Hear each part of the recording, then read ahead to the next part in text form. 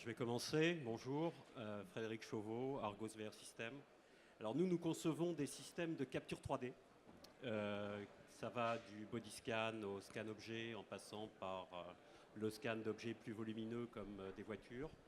Avec notre technologie aujourd'hui, nous pouvons piloter jusqu'à 2569 caméras, appareils photo, caméras D400 Intel, des choses comme ça. Et donc, nous, notre but, c'est de justement produire du contenu qui soit utilisable dans le monde de l'AR et de la VR. Bonjour à tous, Alexandros Bokaris de L'Oréal Research Innovation. Moi, je travaille dans la personnalisation de la cosmétique. Je suis dans l'équipe d'optique appliquée algorithme où on s'occupe beaucoup des réalités augmentées, réalité virtuelle, et modélisation physique. Donc on fait tous les pipelines, si vous voulez, des scanners de propriétés physiques jusqu'à modélisation et visualisation pour vraiment personnaliser nos produits. Donc c'est pour ça que ça passe aussi par la transformation du retail. On a notamment des projets avec Intel et on travaille vraiment sur cette problématique-là. Bonjour à tous, Fabrice Barbin, je suis dirigeant d'une société qui s'appelle Synergies. On est spécialisé historiquement sur les interfaces naturelles, donc dit autrement, comment l'humain, au travers de ses 5 sens, va pouvoir interagir avec une information, qu'elle soit utilitaire ou marketing. On travaille depuis très longtemps sur la digitalisation du point de vente. On a expérimenté différents dispositifs allant de l'équipement du vendeur en magasin, en passant par de la vitrine interactive. On travaille sur différents secteurs ou différentes typologies, on va dire, d'acteurs du retail, que ce soit dans le high-tech, des acteurs comme Microsoft, dans le domaine du luxe avec LVMH ou dans la grande distribution, type Groupe Beaumanoir, Danone, Nestlé, ainsi de suite. Et depuis 2 ans, on a fait un focus sur la réalité mixte. On est un des partenaires de référence en France sur le sujet HoloLens et on innove sur cet aspect digitalisation du point de vente avec la réalité mixte. Alors, je viens de parler, je m'appelle Nadia Mandiche. Je vais juste rajouter un élément. Je suis en partenariat avec L'Oréal et vous expliquer peut-être plus concrètement comment on travaille avec un client sur ce que je viens de vous présenter. Donc L'Oréal a des problématiques très spécifiques dans la personnalisation de ses produits. Et donc on travaille vraiment très en amont avec eux sur quelles sont les technologies que l'on peut leur mettre à disposition. Et on va construire vraiment depuis le début le projet, s'investir dans la technologie très spécifiquement qui va être utilisée pour créer la nouvelle expérience que L'Oréal veut apporter pour personnaliser un produit. Et donc je suis accompagnée de plusieurs personnes. Chez Intel, en fait, on travaille par verticaux. Donc moi, je m'occupe plus spécifiquement du retail. Mais c'est le même mode d'engagement que l'on a sur les différents verticaux. L'automobile, bien sûr, l'industrie, le manufacturing, la banque. Et à chaque fois, on ne va pas parler du processeur en lui-même, on va plutôt parler de l'expérience ou du cas d'usage de nos clients et ensuite adapter la technologie qui va bien pour obtenir le résultat. Donc moi, je m'appelle Laurent Lachaze, je suis arrivé sur la réalité virtuelle et augmentée il y a à peu près 2 ans quand j'ai une agence à Laval, à Paris et à Nantes, une agence de communication, et quand l'écosystème local Laval Virtual m'a demandé de porter le label French Tech avec eux. On est allé le défendre et on l'a obtenu il y a bientôt 2 ans maintenant. Et de cela, ça m'a fait penser qu'effectivement, il manquait entre la technologie et les clients ce qu'on fait en tant qu'agence sur tous les supports qu'on utilise, que ce soit un site internet, que ce soit un catalogue, que ce soit une PLV dans un point de vente. Il manque la rencontre entre les deux, c'est-à-dire que pourquoi, j'ai un peu le même discours que vous pour le coup, pourquoi j'utilise cette technologie, quel frein je vais lever dans l'expérience de mon client, comment je vais développer les ventes, comment je vais mieux utiliser un service, et à partir de ce constat-là, aller chercher la meilleure technologie qui existe sur le marché, puis surtout ne pas oublier de communiquer en interne ou en externe pour le faire savoir. Voilà. Donc ça, c'est notre rôle en tant qu'agence de communication. Très bien, merci beaucoup. Alors du coup, Comme on a pu voir justement dans ta présentation, il y a une grosse digitalisation des points de vente, du retail d'une manière générale. Comment on arrive aux technologies immersives et qu'est-ce que ça apporte? Dans le prolongement de ce que je disais, hein, vous savez, quand on arrive au salon, je ne sais pas si vous-même vous l'avez expérimenté cela, mais on est assez. Alors d'abord, on est assez subjugué par le fait que c'est un salon qui a. Je vais revenir à votre question, hein, mais c'est un salon qui a formidablement progressé, qui s'est formidablement professionnalisé aussi. Moi, je me souviens qu'il y a quelques années, on passait dans les stands et on comprenait absolument rien à ce que faisaient les gens derrière leur ordinateur. Ça, c'est un peu terminé quand même. Je pense que les gens savent parler de leur technologie et savent expliquer comment l'utiliser. Comment on y arrive? On y arrive parce que on trace bien l'expérience de son client, comment il va consommer son produit et son service. On identifie tous les points de friction. Si on parle du retail, de la façon dont il va se rendre dans le magasin, comment on crée du flux. Une fois qu'il est dedans, comment il va mieux expérimenter les produits, comment on va améliorer le taux de transformation, c'est-à-dire comment on va le faire commander plus facilement, comment on va... il y a 50 000 usages possibles en fait. Et derrière, une fois qu'on a identifié l'enjeu, on va chercher la technologie adaptée. Elle peut être virtuelle, elle peut être augmentée, elle peut être mixte. Là aussi, on pourra en parler beaucoup, parce que ça dépend des marchés, pour moi. Mais voilà, à mon avis, on y arrive dans ce sens-là et pas dans l'autre. C'est-à-dire qu'on ne fait pas de la réalité virtuelle et de la réalité augmentée parce qu'il faut en faire. Moi, je crois que ce qui a fait du mal à ce métier, à cette technologie, c'est que beaucoup l'ont utilisé au début comme un gadget. J'ai envie d'en faire parce que ça fait bien, mais vous surprenez un client une fois, mais pas deux fois. Je veux dire, il vient une fois, waouh, et puis il ne va pas y venir deux fois pour faire deux fois waouh. Donc il faut, à mon avis, absolument répondre à un besoin. Si ça a marché, c'est parce qu'on y a mis quelque chose derrière qui fait qu'on en a besoin tous les jours. Sinon, ça ne marcherait pas. Voilà. Donc les enjeux de la réalité virtuelle et de la réalité augmentée, à mon avis, sont ceux-là. Si on arrive à y mettre un usage et qu'on apporte vraiment un bénéfice au client, alors ça va forcément se développer. Je pense que sur le secteur retail, en fait, on est confronté à un paradoxe. Nadia, c'est ça? On a parlé en introduction, on a un utilisateur, un consommateur qui est de plus en plus connecté, qui veut être de plus en plus acteur finalement dans son acte d'achat, qui veut vraiment être impliqué. Et paradoxalement, on a une consommation qui est assez déshumanisée, qui est assez uniformisée, qui est finalement assez solitaire. Et finalement, l'enjeu des solutions digitales ou immersives, finalement, ça va être d'utiliser les technologies pour créer du lien, pour générer des émotions positives. En fait, aujourd'hui, le consommateur va venir sur le point de vente s'il y trouve son compte. Et trouver son compte, c'est pas juste faire dans le magasin la même chose que ce que je peux faire dans mon canapé, chez moi, derrière un navigateur web. Donc, quelque part, aujourd'hui, la technologie, son enjeu, c'est de créer une expérience, de créer un lien affectif du consommateur avec la marque. Et en ce sens, les solutions immersives, quelles qu'elles soient, sont un facteur d'amélioration, un facteur de concrétisation finalement de ce lien.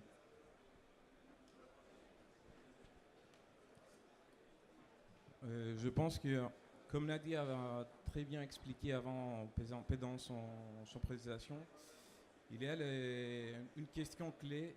Pourquoi je me déplace au magasin pour aller chercher des produits? Aujourd'hui, il y a aussi des besoins qui changent. La nouvelle génération, les millennials, avec des besoins assez différents. Donc c'est pour ça qu'on se pose beaucoup de questions.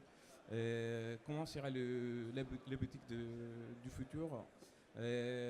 Comment on va changer le magasin pour répondre à ces questions-là?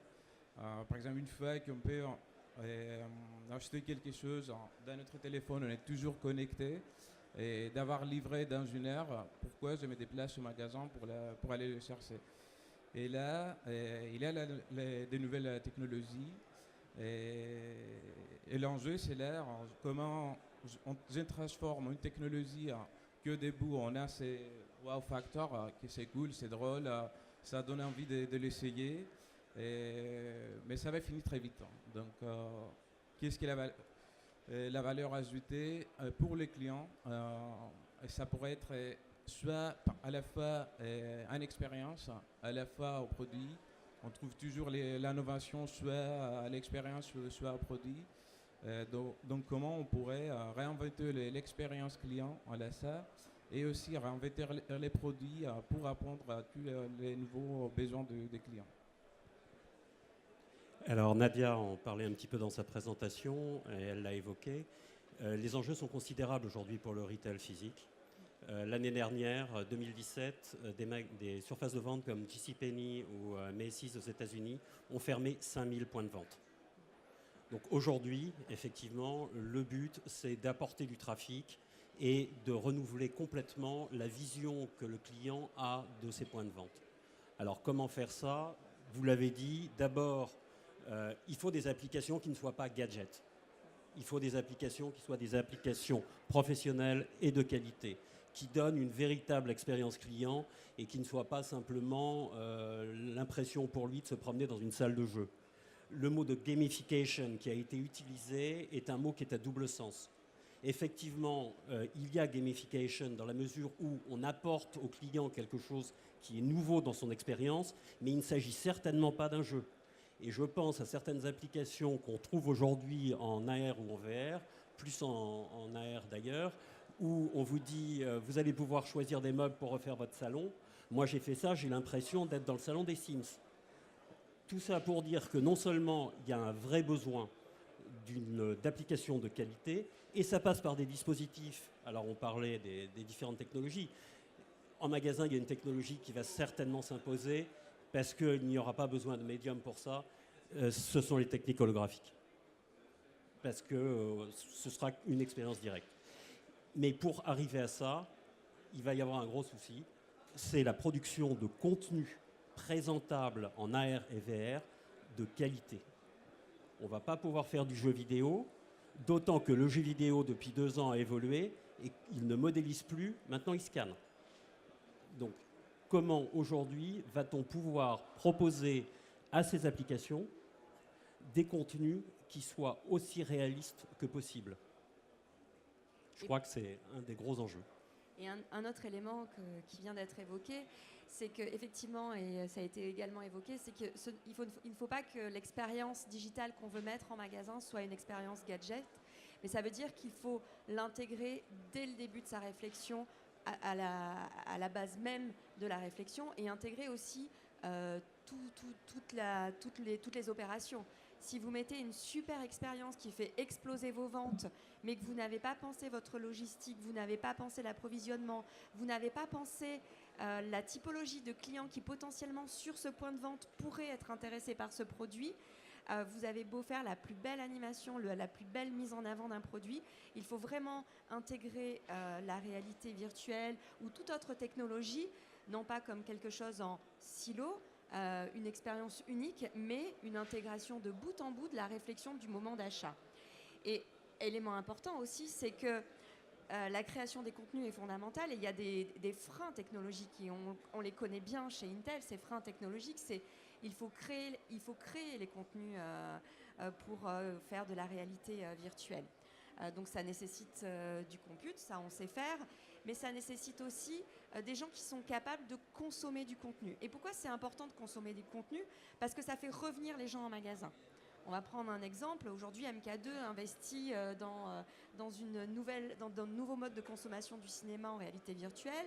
Vous avez une consommation à la télévision aussi en réalité virtuelle qui est toute nouvelle. Et c'est d'ailleurs avec une technologie Intel, si vous regardez des matchs de foot sur beIN Sport, les matchs du Barça ou du Real, on utilise une technologie qui permet aux gens derrière l'écran de choisir le point de vue et ils vont voir le but de Messi d'un point de vue complètement différent. Et un des freins aujourd'hui, c'est qu'on crée des choses qui sont déjà pas difficiles à créer. Il faut les moteurs, les bonnes technologies et le bon contenu qui ne soit pas factice. Et après, il faut pouvoir consommer, il faut que les gens puissent consommer. Et si on imagine une expérience de réalité virtuelle en magasin, il faut pouvoir supprimer les câbles avec un casque et avoir une expérience complètement immersive et une expérience la plus simple possible. On l'a évoqué plusieurs fois. En magasin, tout doit se faire sans friction, sans frein. Sinon, le consommateur, il vient une fois, mais il ne revient plus ou alors il ne vient pas du tout. Du coup, acheter du produit comme ça, complètement en immersion, est-ce que au final, on ne peut pas aussi le faire chez soi? C'est-à-dire que oui, on réenchante le lieu de vente, on apporte de nouvelles technologies, une nouvelle digitalisation, un nouveau mode de consommation. Mais au final, ça, on peut aussi le faire chez soi, puisque maintenant, ça devient plus accessible en termes de casque. Même sur les iPhones, ou enfin, les téléphones d'une manière générale, on a des cardboards ou juste des casques sur lesquels on peut mettre ses téléphones. Comment on fait pour vraiment intégrer ça à une action justement commerciale sur un produit ou sur un magasin, d'avoir de l'immersif et au final de se couper aussi du monde, entre guillemets? Alors les données montrent que les clients effectivement achètent beaucoup plus de choses chez eux et c'est effectivement un des usages de la réalité virtuelle qui pourrait permettre d'acheter mieux chez soi. Mais la notion d'omnichannel fait que le client regarde sur Internet, mais des fois va aussi se déplacer en magasin. Donc l'expérience d'achat, elle est multiple. Il peut aussi acheter sur son smartphone. Il va acheter au moment où il aura envie d'acheter. Et donc l'intérêt pour une marque, c'est de pouvoir fidéliser son client et de fournir la même expérience, quel que soit le support, quel que soit le lieu d'achat. Donc c'est une intégration, là encore, de bout en bout de l'expérience. Et elle n'est pas unique, l'expérience, elle n'est pas que en ligne ou que en magasin.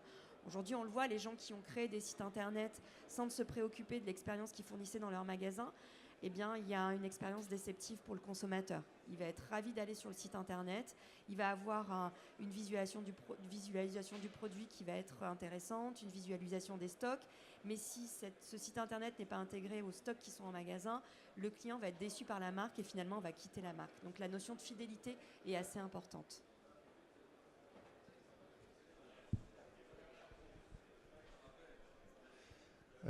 En fait, je crois qu'on force pas le client, quoi. C'est-à-dire que s'il est chez lui aujourd'hui, il a un frein majeur. Enfin, il en a plusieurs, mais d'abord, c'est qu'il n'y a pas encore profusion de casques dans les foyers, de masques de réalité virtuelle. Ok, il a son téléphone. Bon, alors il va l'utiliser en réalité augmentée à condition que ce soit bien fait, comme vous l'avez dit, pour imaginer le produit chez lui. Ça, c'est un vrai plus. Mais en dehors de ça, j'en vois pas beaucoup aujourd'hui. Tant que le masque n'est pas dans le foyer. Le masque va peut-être arriver dans les foyers par le jeu vidéo. C'est-à-dire qu'une fois que le masque sera dans les foyers, parce que qui a joué avec un jeu vidéo en réalité virtuelle se dit que de toute façon, tous les autres jeux, à mon avis, vont mourir. C'est-à-dire que c'est une telle expérience, d'ailleurs ça pose d'autres problèmes déontologiques, donc ça c'est un autre sujet, mais c'est une telle expérience que je pense qu'aujourd'hui, vous savez, vous vous souvenez du petit jeu avec les raquettes et la balle qui passait là, dans les jeux vidéo, hein, pour ceux qui ont mon âge, vous vous en souvenez, bah, je pense qu'il y a le même saut qui nous attend avec la réalité virtuelle dans le jeu vidéo. Pourquoi je parle de ça? Parce que c'est pas le sujet. C'est que si ça arrive, il va être dans les foyers, ce masque. Et si ce masque est dans les foyers, alors là, le site internet risque d'avoir mal. Parce qu'on pourra se promener, puisqu'il sera là, on pourra se promener dans un magasin virtuel de chez soi. Mais aujourd'hui, ce n'est pas le cas.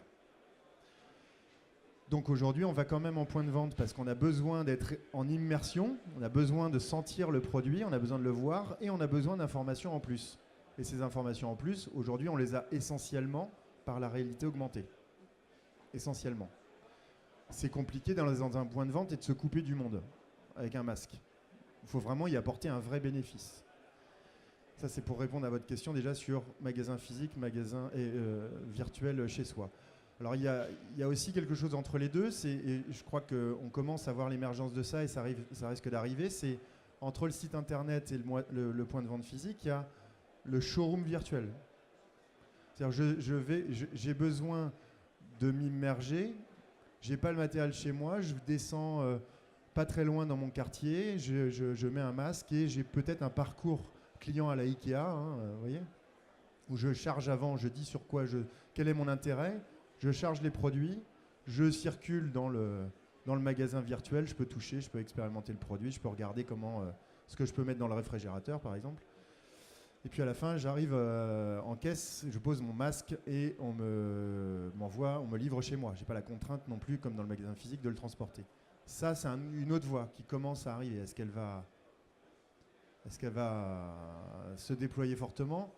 Il y a des bénéfices pour les deux, c'est-à-dire pour le distributeur parce qu'il n'y a pas de stock, il n'y a pas de problème logistique, et pour le client parce que il peut être à la fois, il peut toucher le produit, il peut le voir et il n'est pas en 2D sur un écran, quoi. Voilà.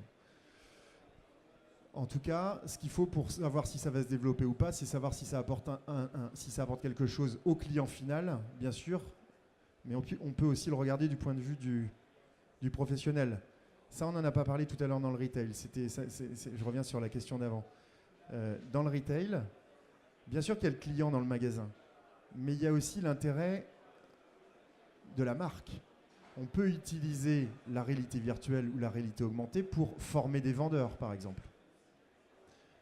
On peut utiliser la réalité augmentée pour montrer l'implantation dans un magasin d'une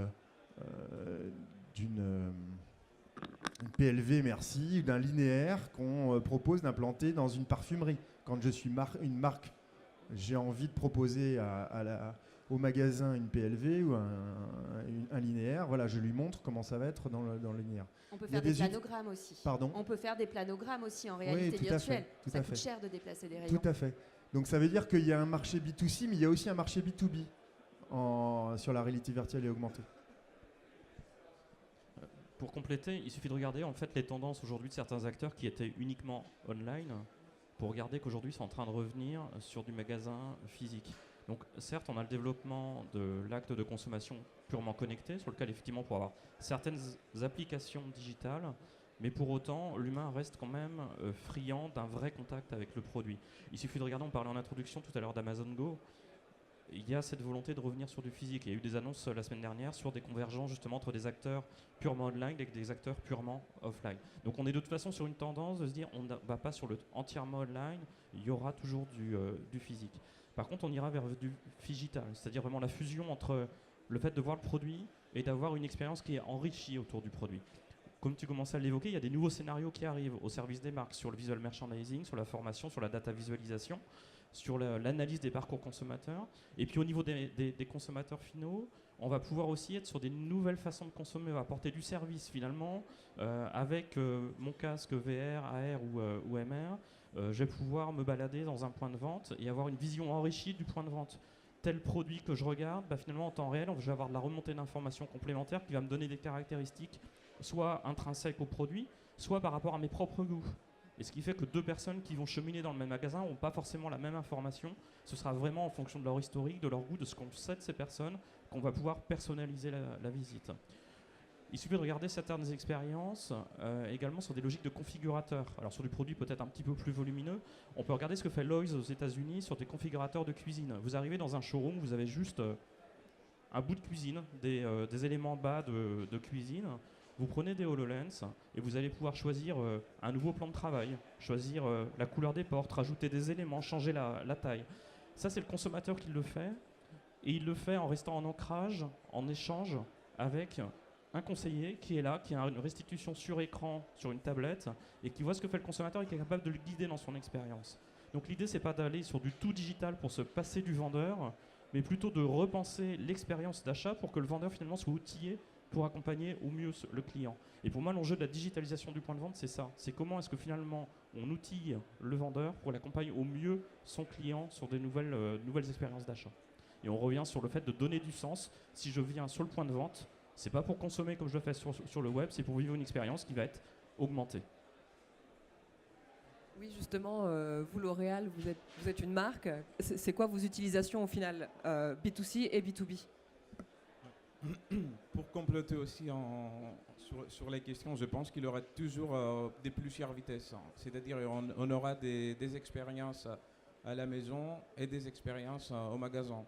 Les casques sont de plus en plus démocratisés, mais quand même on pourrait avoir une installation physique dans une boutique qu'on ne pourrait pas avoir toutes ces utiles à la maison. Donc on pourrait avoir une expérience luxe personnalisée et qu'on ne peut pas expérimenter à la maison. Donc pour moi, c'est pas si ça serait plutôt à la boutique ou à la maison, mais comment on pourrait différencier l'expérience sur le deux. Et aussi, il a l'effet d'expérience, il a l'effet par exemple, la publicité, la communication, comment on transverse les médias et on utilise les nouvelles technologies. On a passé de la visualisation à l'affiche, à la radio, à la télé. Maintenant, c'est sûr qu'on va passer à la réalité virtuelle, par exemple, avec une expérience beaucoup plus immersive.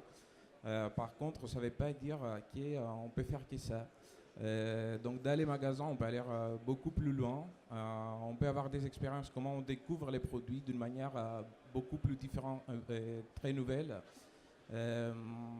Mais pourquoi s'arrêter là et pas aller jusqu'à la définition de nouveaux produits?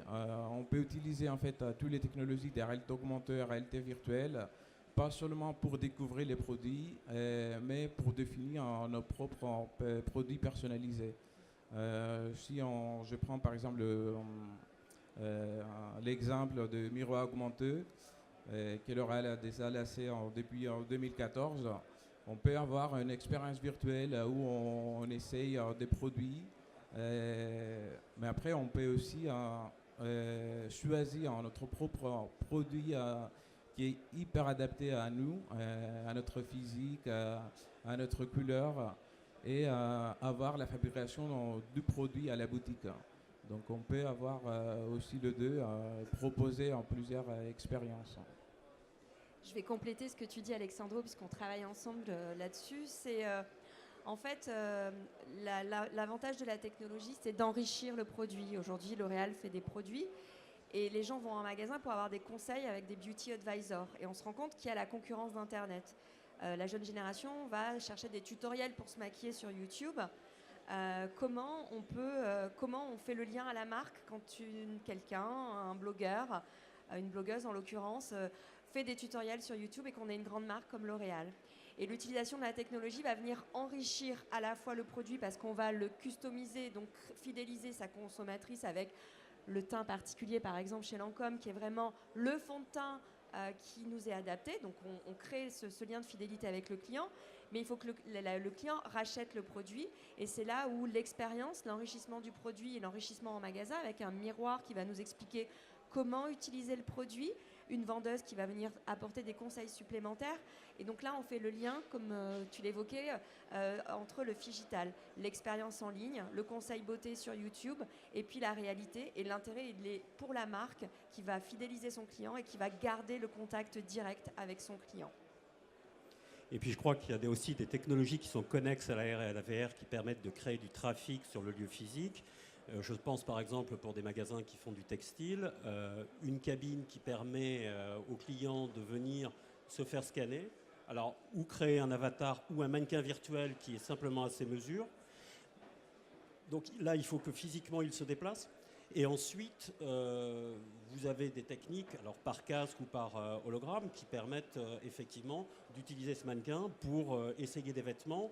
Et par exemple, si vous utilisez un hologramme à taille réelle dans une cabine que vous pouvez voir, vous pouvez à ce moment-là le voir habillé un petit peu avec toutes les tenues possibles, accessoirisé, etc. Et ça, la visualisation que vous aurez apportée par un dispositif, par exemple, comme une cabine holographique, ça, c'est quelque chose que vous n'aurez pas dans votre salon. Et la question aussi à se poser, c'est aujourd'hui, qu'est-ce qui est le frein de la fréquentation des lieux physiques? Est-ce que c'est vraiment parce que les gens ne veulent pas se déplacer ou c'est simplement parce qu'ils ne veulent pas se promener dans un entrepôt plus ou moins bien organisé avec des tas de choses qu'ils n'arrivent pas à trouver leur taille et ensuite des lignes de caisse où on attend trop longtemps? Est-ce que ça n'est pas justement un moyen de transformer ces boutiques en showroom en fait, où on arrive, on a des présentations de ce qui nous intéresse et on choisit de façon simple les produits en question, on passe à la sortie avec achat et on récupère nos paquets.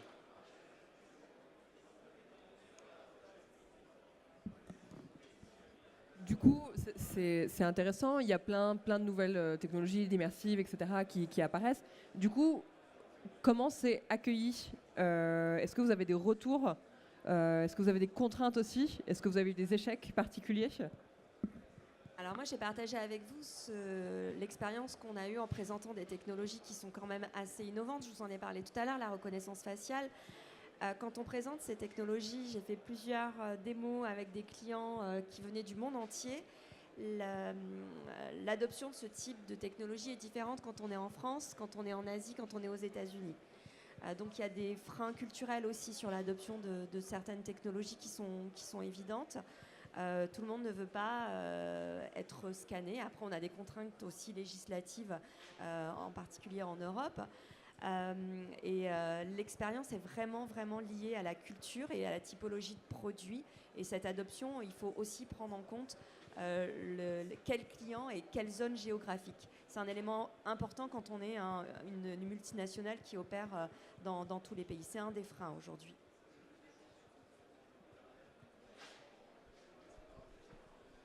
Si on parle des bénéfices, clairement, quand on est sur une expérience qui est bien intégrée dans le process, quand elle est bien pensée par rapport à l'identité de la marque, l'effet de levier sur les volumes de vente est indéniable.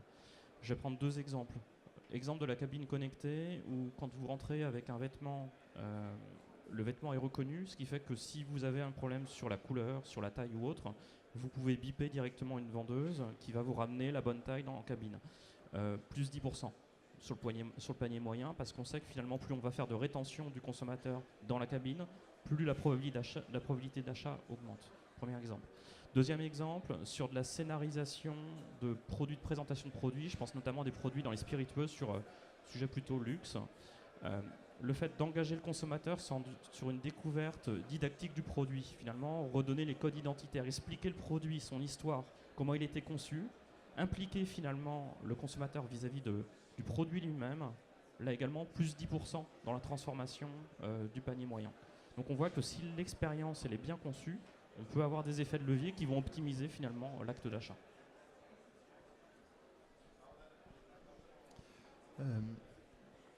Pour répondre à votre question, sur la partie B2B aussi, B2B et B2C, en B2B, on a des stats intéressantes, c'est-à-dire dans la formation des vendeurs notamment.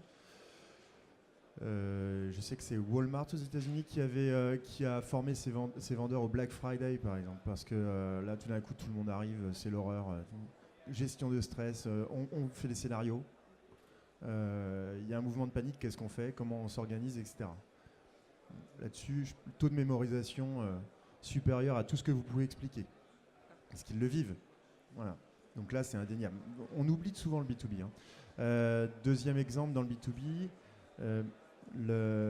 Alors on sort un tout petit peu du retail, quoique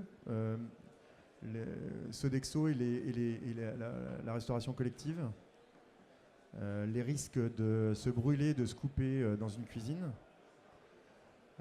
la formation des utilisateurs à ces technologies en étant en situation, taux de mémorisation 4 fois supérieur. Donc voilà, pour vous donner les chiffres. Sur les taux, ils disent on passe de 40% de mémorisation à 80%. Oui, exact. 2 fois supérieur, vous avez raison. Sur le B2C, moi on a du mal à avoir des retours tout le temps parce que les marques ne donnent pas toujours les retours de ce qu'ils font. En tout cas, ce qui est important, c'est d'avoir posé l'indicateur, c'est-à-dire pourquoi je fais quelque chose. Est-ce que c'est pour pousser du trafic dans le point de vente? Est-ce que c'est pour améliorer le taux de transformation? Est-ce que c'est pour améliorer mon taux de notoriété? Parce qu'il y a ça aussi. Et une fois qu'on a fixé les bons objectifs, alors on fixe les indicateurs et on regarde si on a réussi. Moi, parmi toutes les expériences, il y en a une qui me marque. C'est celle que Audi a faite. Je ne sais pas si vous l'avez vue, où on l'a sur le stand si vous voulez. C'est celle où on vous remémore le parcours. Quand vous étiez petit, vous avez peut-être joué aux petites voitures dans le sable, non? C'est le bac à sable Ouais, en vous l'avez réalité vu augmentée. Ouais. Bon, si vous ne l'avez pas vu, venez la voir. Vous avez tous joué aux petites voitures dans le sable.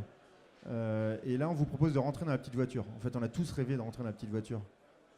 Mais là, on va rentrer dedans. Pourquoi? Parce que vous faites votre parcours dans le sable. Il y a des caméras qui scannent le sable, qui le remodélisent en 3D. Et puis on vous met dans une voiture, il y a juste un siège, un volant, on vous met un masque.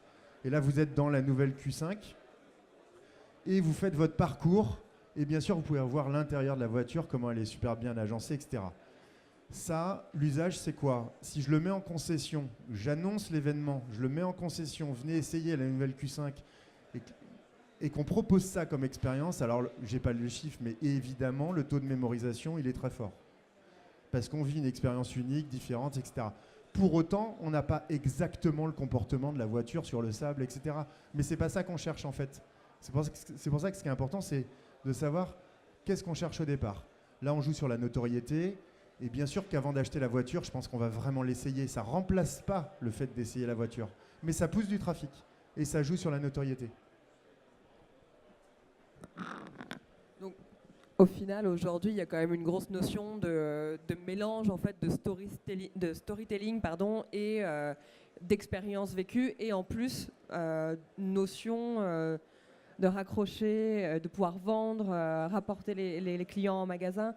Enfin, est-ce qu'il y a des process pour ça? Est-ce que vous faites des études particulières? Est-ce qu'il y a vraiment un cheminement dans tout ça? Par quoi on commence en fait?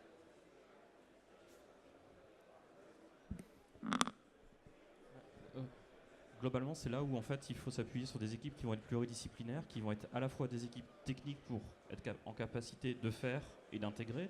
On l'a dit, c'est pas une expérience qui est déconnectée, c'est une expérience qui, pour qu'elle soit efficace, doit être totalement intégrée au système d'information, en l'occurrence. Mais avant ça, effectivement, il faut imaginer. Donc il y a du storytelling et il y a surtout du design expérientiel. Finalement, c'est comment je me mets à la place de mon consommateur, quel va être son cheminement de son point d'entrée dans le magasin jusqu'à la fin de l'expérience quand il quitte le magasin.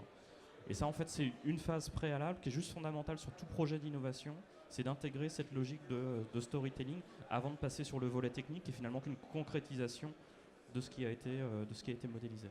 Et il faut forcément, du coup, des équipes pluridisciplinaires pour le faire, parce que c'est des compétences qui sont très différentes. Et je vais rajouter un élément qui a été évoqué par vous, c'est l'importance du ROI recherché et du cas d'usage business recherché. La notoriété, l'augmentation des ventes, et pas juste la technologie. Il ne faut pas partir de la technologie pour créer ce genre de projet. Il faut partir de la réalité et du cas qu'on veut adresser, et qu'est-ce qu'on veut apporter de plus à nos clients, qu'est-ce qu'on veut apporter de plus à la marque. Donc repenser les choses à l'envers et après venir trouver la bonne technologie qui va bien. C'est comme ça qu'on travaille tous, je crois, ici, pour avoir échangé avec EasyCom hier et puis pour travailler avec L'Oréal. Il faut vraiment partir du cas d'usage qu'on veut adresser avant de coller une technologie. Et c'est l'erreur qui est bien souvent faite aujourd'hui, c'est qu'on transforme une technologie qui est formidable, qui est la réalité virtuelle, en gadget, sans penser l'objectif qu'on veut atteindre avec. Oui, je suis tout à fait d'accord avec ça, et ça tombe aussi dans les cas d'avant que parfois des contraintes qu'on a au niveau des technologies, c'est qu'on est attiré par la technologie. Donc on va produire peut-être une expérience qui va au-delà des ce qu'on peut accomplir en fait aujourd'hui avec la technologie, mais ne répondre pas à la question du client. Donc pour nous, ce qui est le plus important, c'est vraiment de mettre les clients au centre. Sinon, on peut avoir des cas où les clients n'ont pas vraiment besoin et n'ont pas du tout envie d'expérimenter toute la technologie. Pour vous donner un exemple, dans un miroir augmenté, peut-être on n'a pas envie d'être hyper réaliste. Aussi dans le caméra qu'on a tous sur les smartphones aujourd'hui, on n'est pas les caméras qui sont plus proches à la réalité, on a des caméras qui nous font des plus jolis selfies. Donc dans l'expérience virtuelle, c'est assez similaire. Il faut penser vraiment aux besoins des clients et mettre les clients au centre. Je crois que là, c'est un vieux sujet qu'on connaît bien en informatique, qui est que pour arriver à un même résultat, ou pas toujours au même résultat, on peut avoir plusieurs algorithmes possibles. Et en fait, ce qu'on fait aujourd'hui, c'est une fusion d'algorithmes avec un algorithme maître qui va venir décider quel est celui qui va être utilisé. On a exactement la même chose dans les technologies utilisées pour faire de la présentation de réalité virtuelle, réalité augmentée MR. C'est quelles sont les technologies dont on dispose et quelle est celle qui est la plus adaptée pour notre objectif. C'est exactement le problème que nous, on a, par exemple, pour capturer tout type d'objet ou tout type de volume. vous avez des technologies qui sont totalement différentes dans la capture d'objets 3D. Et aujourd'hui, on se rend compte que le seul moyen, c'est d'arriver à une fusion de ces technologies pour arriver au résultat qu'on souhaite obtenir. Et ce que vous disiez sur le body scan et ce que vous disiez tout à l'heure sur les choses qui sont les freins culturels qui existent, là aussi, avec le même système, on peut arriver à plusieurs résultats. Et c'est ce résultat qui doit être adapté en fonction de l'objectif et du client qu'on souhaite toucher. Juste 2 mots aussi sur votre question. Donc on a dit poser les bons indicateurs et se demander quel but à atteindre. Tester quand même, parce qu'on a beau tout modéliser, tout anticiper, il y a un moment, il y a la réaction du marché. Donc avant de déployer quelque chose sur tous les points de vente, évidemment, on en met un en pilote, puis on corrige. Et puis surtout, mesurer, corriger. Mesurer, corriger. Alors, les bonnes techniques du marketing. Hein. Du coup, un peu pour finir cette table ronde, on est sur la 20e année de Laval Virtual. Si je vous invite dans 20 ans à revenir ici, nous parler de retail, à quoi est-ce qu'on doit s'attendre? Bon, je démarre. C'est pas la plus simple des questions. D'abord, dans 20 ans, je pense que pour s'imaginer ce que ça sera dans 20 ans, il faut regarder 20 ans en arrière. Il y a 20 ans, c'était le début effectivement, de Laval Virtual. Et je ne sais pas si vous avez en tête les technologies qui existaient. Alors, la VR existait, mais on était un peu dans le jeu vidéo dont je parlais tout à l'heure avec les raquettes et la balle de tennis. Moi, je crois que de toute façon, encore une fois, et je crois qu'on sera tous d'accord pour ça, pour dire que on ne forcera pas le consommateur à faire quelque chose qui lui complique la vie. On ne pourra que l'augmenter, finalement, et l'augmenter de choses qui vont lui faciliter la vie. C'est un peu l'homme augmenté, je crois, l'avenir de la réalité virtuelle et de la réalité augmentée, c'est-à-dire quelqu'un qui... alors comment, c'est compliqué, mais quelqu'un qui n'aura plus besoin... moins de contraintes. Voilà, je ne vais pas dire plus de contraintes, parce qu'on en a toujours, mais moins de contraintes pour acheter, pour se soigner, pour se former. Il y aura de l'intelligence artificielle forcément couplée à tout ça pour lui proposer des choses avant même qu'il en ait besoin. Alors je ne sais pas si je réponds à votre question comme ça. Mais alors comment matériellement ça se formalise? On parlera certainement plus de réalité virtuelle et augmentée, on parlera d'hommes augmentés, de technologies qui seront des mix d'intelligence artificielle et de... est-ce que ça se formalisera dans un téléphone ou est-ce que ça sera dans les lunettes ou est-ce que ça, j'en sais rien. Voilà. Et juste un mot quand même pour dire que sans aller jusqu'à 20 ans, en 2025, Goldman Sachs a fait une étude. En 2025, le marché de la réalité virtuelle augmentée, il est prévu à 80 milliards de dollars, selon Goldman Sachs. 80 milliards de dollars, on ne sait plus ce que ça veut dire. 80 milliards de dollars, c'est plus que le marché du PC à cet horizon-là. C'est plus que la fortune de Bill Gates aujourd'hui aussi. Ça veut dire que soit il se trompe complètement, soit de toute façon on est sur des technologies qui vont avoir un avenir grandissant. Délicat de se projeter 20 ans en avant en disant ça va être de telle manière ou telle manière qu'on va interagir avec une information. Pour autant, je pense qu'il y a une grosse partie de ce qu'on vient de dire ce matin qui sera encore d'actualité. Human-centric. C'est que la consommation de demain, que ce soit dans 3 ans, dans 5 ans, dans 10 ans, elle servira avant tout à servir à un acte de consommation pour l'utilisateur final, centré sur ses envies, sur ce qu'il souhaite faire, sur la façon dont il souhaite consommer.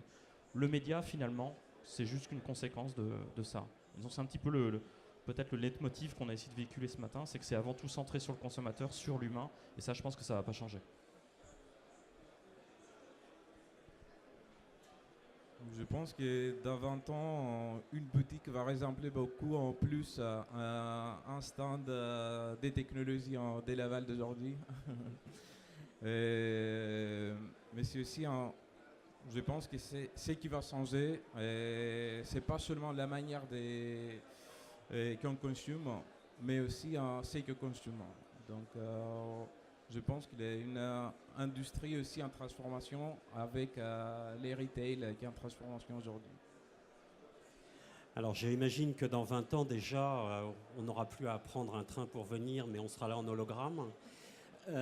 D'autre part, si on regarde 20 ans en arrière en pensant en retail, il y a 20 ans, les rois du pétrole, c'était les hypermarchés.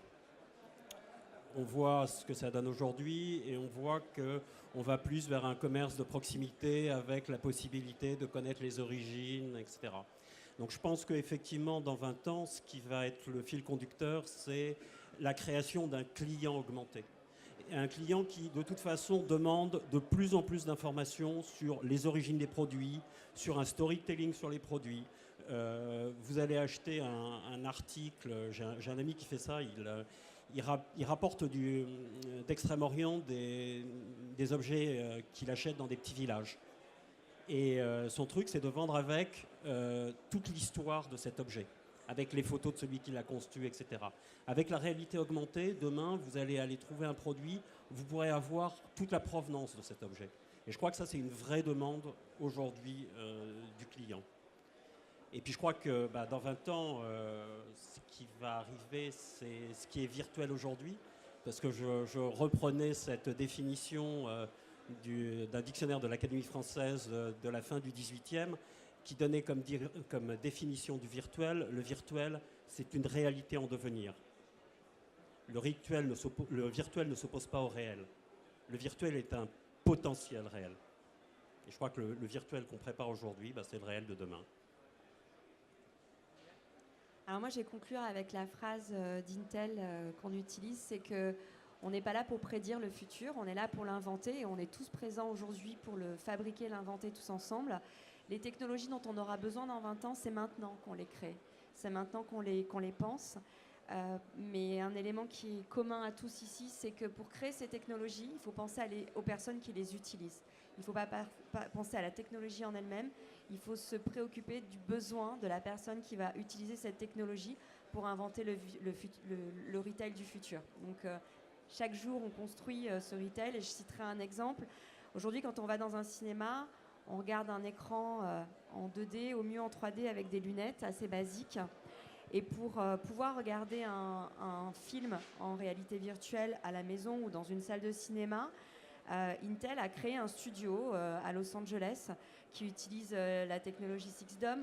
En fait, on a des centaines de caméras dans un studio pour créer des voxels et permettre de filmer une scène différemment pour pouvoir consommer demain le cinéma différemment. Ce sera la même chose dans le retail. C'est repenser le retail avec les technologies pour pouvoir repenser l'expérience que va avoir le consommateur dans le retail. Super, merci beaucoup à tous. Et si vous avez des questions.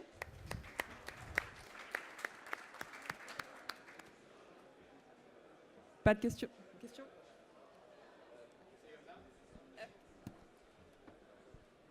Merci. Olivier Joubert, Aperture. Donc on travaille un petit peu sur le marketing expérientiel et les supports outils d'aide à la vente. Il y a une question que vous avez posée et j'ai eu l'impression qu'on l'a un peu évitée et pourtant je la trouvais très intéressante. On a tous des succès, on a tous des échecs. Il y a des moments où on tente une opération pour un client en étant convaincu que ça va marcher. Et pour une raison X ou Y, un facteur qu'on avait oublié, on n'a pas le résultat escompté, le résultat attendu. Est-ce que, alors c'est jamais confortable, mais est-ce que vous pouvez témoigner finalement dans vos projets d'un apprentissage que vous avez pu avoir grâce à ce type d'opération et de projet? C'est taquin, je suis désolé.